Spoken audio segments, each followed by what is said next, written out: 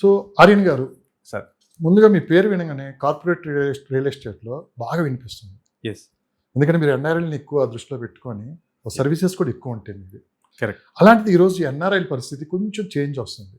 అంటే world wide జరుగుతున్న వార్లు కావచ్చు, ప్రభుత్వాల్లో మార్పులు కావచ్చు, కరెక్ట్. ఇవన్నీ ఏందనుకుంటున్నారంటే చాలా మంది ఇంక బ్యాక్ వచ్చేద్దాం ఇండియా, సో మన సొంత ప్లేస్లో మనం డెవలప్ చేసుకుందాం అని చెప్పి కొంతమంది అనుకుంటున్నారని. 40% పీపుల్ దాదాపు రీసెంట్గా సర్వే కూడా బయటకు వచ్చింది. రైట్. అందరూ రావాలనుకుంటున్నారు.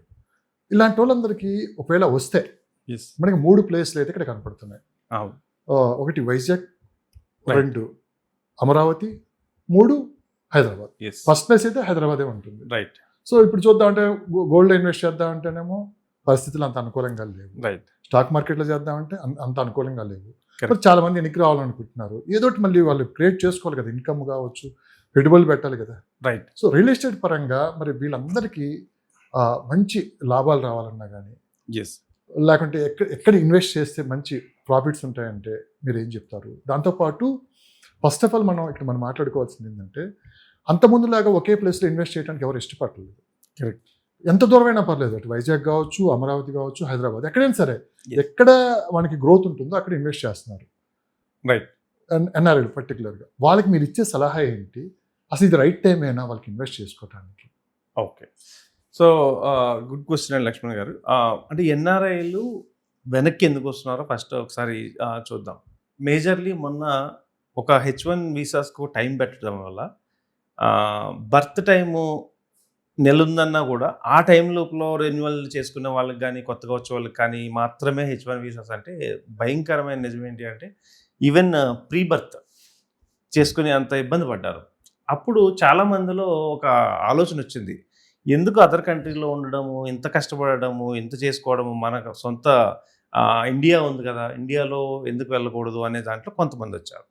అంటే ఇక్కడ ఎలాంటి కేటగిరీ వాళ్ళు వెనక్కి వచ్చేస్తారు అంటే, ఒక 10 ఇయర్స్ 15 ఇయర్స్ నుంచి ఉన్నవాళ్ళు గ్రీన్ కార్డ్ హోల్డర్స్ రావడానికి చాలా టైం ఇబ్బంది. ఎందుకు అంటానంటే, వాళ్ళ పిల్లలు వాళ్ళ ఎడ్యుకేషన్ అంతా కూడా ఫారిన్ కంట్రీస్లో ఉంటుంది. వాళ్ళకి తెలుగు అర్థం కావడం కానీ, ఈ అట్మాస్ఫియర్ పడడం కానీ, ఈ స్కిన్, నిజంగా చెప్పాలంటే మొన్న మా ఫ్రెండ్ వాళ్ళు వచ్చారు, ఫారిన్ నుంచి వచ్చారన్నమాట. వచ్చి పెళ్లి చేసుకోవడానికి ఫారిన్ కంట్రీ నుంచి ఇక్కడికి వస్తే, పెళ్లి కొడుక్కి ఒక 1 వీక్ ఇక్కడ ఉండాల్సి వచ్చి పెళ్లి చేసుకుని మళ్ళీ వెళ్ళిపోదాం అనుకున్నాను. అతనికి స్కిన్ ఎలర్జీ వచ్చేసింది. అంటే ఈవెన్ వాటర్ పడకో, లేకపోతే ఈ ఏసీస్ ఎఫెక్ట్ ఏంటో తెలియదు కానీ స్కిన్ ఎలర్జీ వచ్చేసింది. ఆయన తినలేకపోతున్నాడు. అక్కడ తిండి అలవాటు అయిపోయింది, ఇక్కడ తినలేకపోతున్నాడు. బిలీవ్ మీ అన్నట్టు ఏదో ఒక లిక్విడ్ ఫుడ్ లాగా, ఏదో హాస్పిటల్లో పేషెంట్ లాగా తను చిన్న చిన్న ఫుడ్స్లో తీసుకోవాల్సి వస్తుంది. అంటే ఈ 15 ఇయర్స్ 20 ఇయర్స్ నుంచి సెట్ అయిపోయిన వాళ్ళు వచ్చే అవకాశాలు అయితే చాలా తక్కువ. కాకపోతే ఈ మధ్య కాలంలో వెళ్ళి ఒక 4-5 ఇయర్స్లో సెటిల్ అవుదామని వెళ్ళి సెటిల్ అవుతూ అవ్వలేక ఉన్న పర్సన్స్ ఎవరైతే ఉన్నారో మోస్ట్లీ వెనక్కి వచ్చేయడానికి ట్రై చేస్తున్నారు. ఎందుకంటే అక్కడ ఉన్న వచ్చే సంపాదన ఏదైతే ఉందో అదేదో ఇక్కడ కూడా ఈ మధ్య హైదరాబాద్ ఇలాంటి కంట్రీస్ ఏదైతే సిటీస్ అయితే ఉన్నాయో ఇవన్నీ కూడా మంచి హై ఇన్కమ్ వచ్చే శాలరీస్ ఇస్తున్నారు. కాబట్టి అక్కడ ఉండే కంటే కూడా ఇక్కడికి వచ్చి చేసుకుందాం అనే మెంటాలిటీ బాగా వస్తుంది. సెకండ్ ఏంటంటే, మొన్న యుద్ధాలు జరుగుతున్నాయి. యుద్ధాలు జరిగినప్పుడు ఏంటంటే, ఎవరైనా ఏ కంట్రీ అయినా ఫస్ట్ వాళ్ళ యొక్క సిటిజన్స్ని బాగా సేవ్ చేసుకుంటూ ఉంటాయి. సో చాలాసార్లు మనం చూసాం, అమెరికాలో ఇండియన్స్ మీద దాడి చేశారు, లేదా ఇండియన్స్ చంపేశారు. ఇట్లాంటి భయాలు కూడా కొన్ని ఉన్నాయి. అంటే పేరెంట్స్ కూడా వ్యూ ఏముందంటే, ఎక్కడికో వెళ్ళి సంపాదించుకోవడం, అంటే పరిగెట్టి పాలు తాగడం కంటే కూడా నిలబడి నీళ్ళు తాగడం బెటర్ కదా, మీరు వచ్చేయండి అని వాళ్ళ ప్రెషర్ పెరుగుతుంది. నెక్స్ట్ ఏంటంటే, మ్యారేజ్ చేసుకుని వాళ్ళ ఫ్యామిలీస్ని ఇక్కడ వదిలేసి డబ్బుల కోసం వెళ్ళిన కొంతమంది ఉంటారు. అంటే దుబాయ్ కానీ, లేదంటే ఖతార్ కానీ, ఇలా అదర్ కంట్రీస్లో కూడా వెళ్ళి చేసుకుంటూ ఉంటారు. వీళ్ళు కూడా ఏంటంటే ఫ్యామిలీస్ వదిలేసి 10 సంవత్సరాలు 20 సంవత్సరాల నుంచి వాళ్ళ లైఫ్ అంతా అక్కడే సాక్రిఫైస్ చేస్తున్నారు.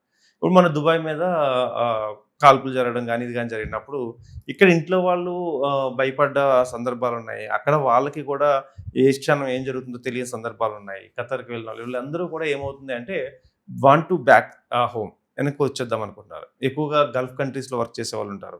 అంటే చిన్న జీతాలకు వర్క్ చేస్తారు, కానీ వాళ్ళు కూడా ఏంటంటే ఇప్పుడు వరకు సేఫెస్ట్గా ఉన్నారు, ఎక్కడ ఇబ్బంది లేదు. బట్ ఇప్పుడు ఈ యుద్ధ వాతావరణం ఏంటంటే, ఇరాక్ నుంచి ఎటువైపు నుంచి అన్నా వస్తాయి, ఇవన్నీ కూడా భయాలతో వాళ్ళు తిరిగి వచ్చేద్దామని అనుకుంటున్నారు. అయితే ఈ ఎఫెక్ట్ రియల్ ఎస్టేట్ మీద ఎలా పడుతుంది అంటే, తిరిగి వచ్చిన తర్వాత తిరిగి వచ్చే ముందు కూడా కొంచెం ఇన్వెస్ట్మెంట్లు చేద్దామనే పద్ధతిలో ఉన్నారు. అంటే ఫర్ ఎగ్జాంపుల్ ఒక 2 to 3 ఇయర్స్లో తిరిగి వద్దామంటే ఈ లోపల మంచి సేఫెస్ట్ ప్లేస్లో ఇన్వెస్ట్ చేస్తే బెస్ట్, వచ్చిన తర్వాత అక్కడే ఉండడానికి. రీసెంట్గా నాకు కాల్ వచ్చింది, ఎన్ఆర్ఐ పర్సన్, సార్ నేను ఒక 2 to 3 ఇయర్స్‌లో హైదరాబాద్ వచ్చేద్దాం అనుకున్నాను. ఎక్కడ నాకు బెస్ట్ ప్లేస్? నేను ఉండడానికి ఎక్కడ బెస్ట్ ప్లేస్? మీరు ఆల్రెడీ ఇదే ఇండస్ట్రీలో ఉన్నారు. ఈ ఏరియాస్ అన్నీ తెలుసు కాబట్టి ఎక్కడ నాకు బెస్ట్ ప్లేస్ అన్నారు.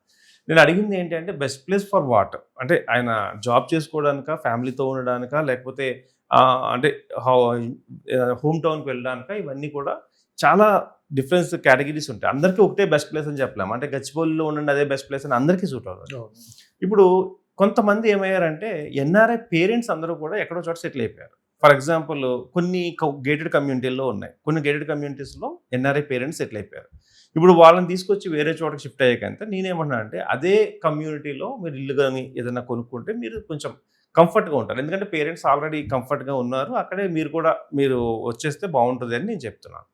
అండ్ ల్యాండ్స్ ఎక్కడ కొనుక్కుంటే బావుంటుంది అన్నారు. అంటే ల్యాండ్స్ కొనుక్కున్నప్పుడు 2 మీకు వర్క్ ప్లేస్ కనుక అదర్ కంట్రీస్‌లో సపోజ్ ఇప్పుడు ఒరాకిల్ నుంచి బయటకి ఏదైనా కంపెనీలకు వెళ్లారు. అక్కడి నుంచి మళ్ళీ తిరిగి ఇదే హైదరాబాద్ ఇన్‌స్టిట్యూట్‌కే వచ్చేసారనుకుందాం.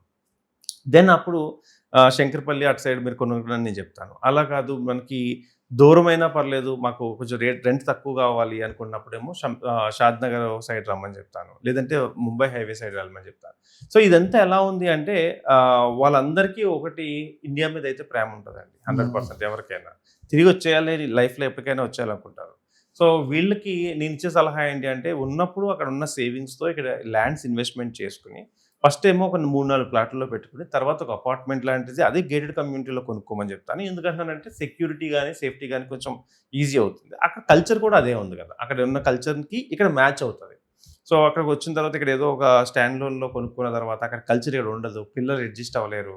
స్కూల్స్ సరిగ్గా లేకపోతే ఇబ్బంది పడతారు. ఇవన్నీ చూసుకున్న తర్వాత ఏంటంటే 100% ఒక 30-35% ఖచ్చితంగా వచ్చే అవకాశాలు అయితే ఉన్నాయి. ఎందుకంటే జాబు ఎవరైతే పర్మనెంట్ వీసాస్ మీద కాకుండా టెంపరరీ వీసాస్ మీద వెళ్ళినోళ్ళందరూ 100% వస్తారు. మళ్ళీ ఏదో ఒక కొత్త రూల్ వస్తుంది. ఆ రూల్‌ని తట్టుకోలేక వెనక్కి వచ్చేస్తూ ఉంటారు. వీళ్ళందరూ దాంతో పాటు కంపెనీస్ ఏం చేసినాయంటే ఇప్పటి వరకు అదర్ కంట్రీస్‌కి ఎక్కువ పంపినాయి. యూఎస్, యూకే, కెనడా, ఆస్ట్రేలియా వీటికి ఏంటంటే పెద్ద పెద్ద కంపెనీలన్నీ వాళ్ళకి హైయెస్ట్ సాలరీ ఇచ్చి పంపించినాయి. బట్ ఇక్కడ లే ఆఫ్స్ ఎక్కువ అవుతున్నాయి కాబట్టి వాళ్ళని కూడా మళ్ళీ బ్యాక్ పిలుస్తున్నారు. అంటే మళ్ళీ మీరు ఇదే దాంట్లో చేయండి అనేది.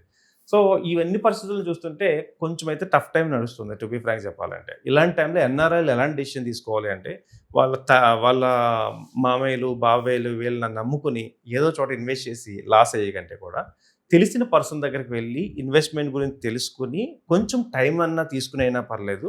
అవేర్‌నెస్ పెంచుకున్న తర్వాత మాత్రమే ఇన్వెస్ట్ చేయాలి. లేకపోతే ఎలా ఉంటుంది అంటే సినిమా అక్కడి నుంచి తరుముతున్నారు. ఇక్కడేమో ఏదో మోసంలో పడిపోయారనుకోండి. అక్కడ, ఇక్కడ కాకుండా అయిపోతారు. సో అట్‌లీస్ట్ అక్కడి నుంచి ఇటువైపు వచ్చేసరికి బెస్ట్ ల్యాండ్, బెస్ట్ ప్లేస్‌లో చేయాలి అంటే 100% ఒక మంచి ప్రాపర్ గైడెన్స్ తీసుకొని, ఆ ఏరియాలో ఇన్వెస్ట్‌మెంట్ ఆపర్చునిటీస్ ఎలా ఉన్నాయో తెలుసుకుని పెట్టాలి కానీ, ఫ్రెండ్ పెట్టడం గానీ, మా బాబాయికి తెలుసని పెట్టడం గానీ, లేదంటే మా రిలేటివ్స్‌కి తెలుసని పెట్టడం గానీ చేస్తే 100% ఇక్కడికొచ్చిన తర్వాత మళ్ళీ ఇబ్బంది పడతారు. సో మీరు ఎన్ఆర్ఎల్‌కి మీతో చాలామంది కాంటాక్ట్ అవ్వాలనుకుంటున్నారు. యెస్. ఎస్పెషల్లీ ఏపీ, తెలంగాణలో ఇన్వెస్ట్ చేయాలని చాలామంది కూడా అనుకుంటున్నారు. రైట్. మీ కాంటాక్ట్ నెంబర్ ఏమైనా ఇస్తారా? తప్పకుండా అండి. ఎవరైనా ఆంధ్రప్రదేశ్‌లో గానీ, లేదంటే తెలంగాణలో గానీ ఇన్వెస్ట్‌మెంట్ చేయాలనుకుంటే 100% నేను ఎక్కడ ఇన్వెస్ట్ చేస్తే బెస్ట్ రిటర్న్స్ వస్తాయి. లీగల్ వెరిఫికేషన్ నేనే చూస్తాను. అండ్ నెక్స్ట్ ఎగ్జిట్ మెథడ్ కూడా నేనే డిజైన్ చేస్తాను. అంటే ఎప్పుడు అమ్మితే దానికి మంచి ప్రైసెస్ వస్తదనేది. అట్ ది సేమ్ టైమ్ అక్కడ ఉండి కూడా ఇక్కడ సైట్ విజిట్స్ చేసే అటువంటి ఫెసిలిటీస్‌తో నేను 100% మీకు సపోర్ట్ చేస్తాను. ఎవరైనా కాంటాక్ట్ అవ్వాలనుకుంటే నా మొబైల్ నెంబర్ వచ్చేసి 9391151121. ఈ నెంబర్‌కి కాల్ చేస్తే 100% I will give you best suggestions to you. Thank you. Me contact number ఏమైనా ఇస్తారా? తప్పకుండా అండి. ఎవరైనా ఆంధ్రప్రదేశ్‌లో గానీ, లేదంటే తెలంగాణలో గానీ ఇన్వెస్ట్‌మెంట్ చేయాలనుకుంటే 100% నేను ఎక్కడ ఇన్వెస్ట్ చేస్తే బెస్ట్ రిటర్న్స్ వస్తాయి. లీగల్ వెరిఫికేషన్ నేనే చూస్తాను. అండ్ నెక్స్ట్ ఎగ్జిట్ మెథడ్ కూడా నేనే డిజైన్ చేస్తాను. అంటే ఎప్పుడు అమ్మితే దానికి మంచి ప్రైసెస్ వస్తదనేది. అట్ ది సేమ్ టైమ్ అక్కడ ఉండి కూడా ఇక్కడ సైట్ విజిట్స్ చేసే అటువంటి ఫెసిలిటీస్‌తో నేను 100% మీకు సపోర్ట్ చేస్తాను. ఎవరైనా కాంటాక్ట్ అవ్వాలనుకుంటే నా మొబైల్ నెంబర్ వచ్చేసి 9391151121. ఈ నెంబర్‌కి కాల్ చేస్తే 100% I will give you best suggestions to you. Thank you.